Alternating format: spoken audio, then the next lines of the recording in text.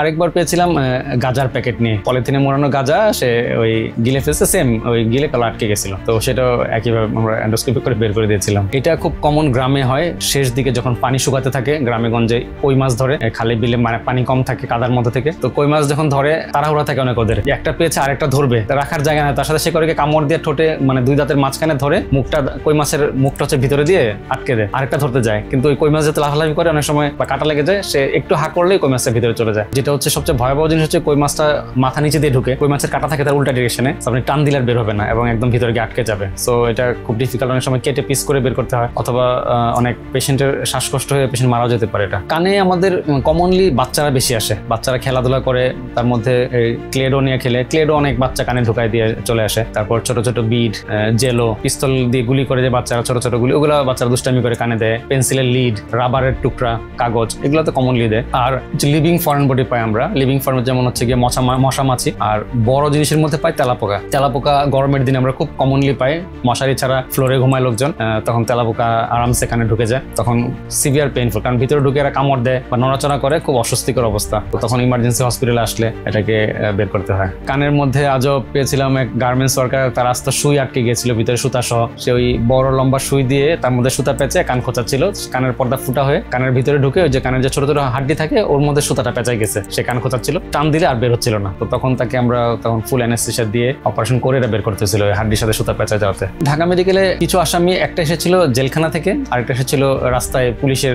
থেকে, পুলিশ ধরতে গিয়েছে। তো প্রবাবলি একজন ছিনতাইকারী ছিল একজন, সে ওই চেন ছিনতাই করে পালাচ্ছিল, তো পুলিশ একজন ধাওয়া করেছে, পুলিশ তাকে ধরে ফেলেছে, সে তখন পুরো চেনটা গিলে ফেলছে, বাট চেনটা গিয়ে লকেট ছিল তো গলা আটকে গেছে এটা, সে তো ওই অবস্থায় ঢাকা মেডিকেলে নিয়ে আসছিল। আর আরেকজন নিয়ে আসছিল, তাকে আসামি যে ছিল হচ্ছে কিছু একটা পুলিশ নিয়ে আসছে, যে সে কিছু একটা গিলে ফেলছে, কিন্তু কি গিলে ফেলছে বলতে পারছে না সে। তো আমরা যখন আসলে এন্ডোস্কোপি করে এটা দেখলাম যে কিছু একটা আছে ভিতরে, পরে বের করার ডিসিশন নিয়ে বের করার পর দেখা গেল সেটা প্লাস্টিকের একটা প্যাকেট মোড়ানো এবং এর ভিতরে হচ্ছে গিয়ে ইয়াবা লুকানো ছিল, এবং সে পুরো প্যাকেটটাই পুলিশের ভয়ে গিলে ফেলছিল, কিন্তু তার দুর্ভাগ্য যে সে খেতে পারে নাই, তার গলায় আটকে গেছে পুরো প্যাকেটটাই। না তা তো বলেই, পেশেন্ট তো যখন মানে আমরা বের করার পরে বা আগেই যখন অপারেশন থিয়েটারে নেওয়া হয়, তখন কিন্তু ওকে অনেক মোটিভেট করে বা কাউন্সিলিং করে জিজ্ঞেস করে আসলে কি হয়েছে, তখন কিন্তু সে লুকায় না, কারণ সে ভাবে যে এটার জন্য তার ক্ষতি হতে পারে, তখন কিন্তু সে বলে ফেলে, কিন্তু সে পুলিশকে বলতে তো অবশ্যই নিষেধ করে যেটা বলবে না, কিন্তু আমরা তো যেটা আসলে ডিসক্লোজ করা করবো, যেহেতু এটা তো তার অফেন্সিভ একটা ব্যাপার। ইমার্জেন্সি তো অনেক বেশি আসে না, বাট প্রতি সপ্তাহে আমরা বেশ কয়েকটা পেশেন্ট পাই যারা ইমার্জেন্সি সমস্যা নিয়ে আসে, মানে ইমার্জেন্সির মধ্যে হচ্ছে একদম এখনই করতে হবে, যার মধ্যে গলায় কাটা আটকে যাওয়া, বেশিরভাগ যেটা হয় কাটায় আটকে যায়, মেয়েদের ক্ষেত্রে হিজাব পিন আটকে যায়, আরো খারাপ হতে পারে সময় যারা বয়স্ক মানুষ, আর্টিফিশিয়াল দাঁত থাকে, ওগুলা হঠাৎ করে খেতে গেলেও তার দাঁতটা লুজ ছিল, পুরো দাঁতের পাটিটাই খুলে গলায় আটকে গেছে। দাঁতের পাটি আটকানোটা আমাদের জন্য খুব কমন, স্পেসিফিক্যালি যদি বলি ঈদের পরে, কোরবানি ঈদের পরে আমাদের সবচেয়ে কমন ফরেন বডি যদি বলি করা, সেটা হচ্ছে দাঁত আটকে যাওয়া, কারণ ওই ঈদের পরে ওরা মাংস খেতে চায়, খেতে গিয়ে দাঁতটা খুলে যায়। দাঁতের পাটি মানে কিন্তু সিঙ্গেল দাঁত না, জাস্ট ওটা কিন্তু আর্টিফিশিয়াল দাঁত যখন লাগানো হয় বয়স্কদের, পুরো দাঁতের মারি শর্ট লাগানো হয়, দেখা যায় হয়তো কয়েকটা দাঁত থাকে তার মারিটা সহ থাকে, তো ওই পুরো জিনিসটা খুলে গলায় গিয়ে আটকে যায়। কোনো এক কোরবানি ঈদের পরে আমাদের অফিস বন্ধ ছিল, ঈদের পর দিন সকালে ফোন দিল হসপিটাল থেকে, স্যার দুইটা ইমার্জেন্সি পেশেন্ট আসছে একসাথে, দুইজন সেম, যে গলায়